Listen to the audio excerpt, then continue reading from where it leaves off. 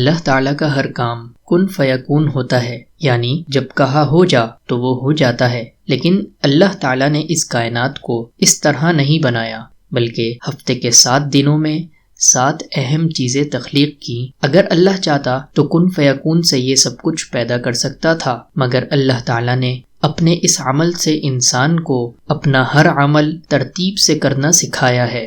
آج کی ویڈیو میں صحیح مسلم میں آپ صلی اللہ علیہ وسلم کی ایک حدیث مبارک کے حوالے سے آپ اس کی تفصیل جان سکیں گے۔ السلام علیکم، آپ دیکھ رہے ہیں مائی ڈیپ تھاٹس۔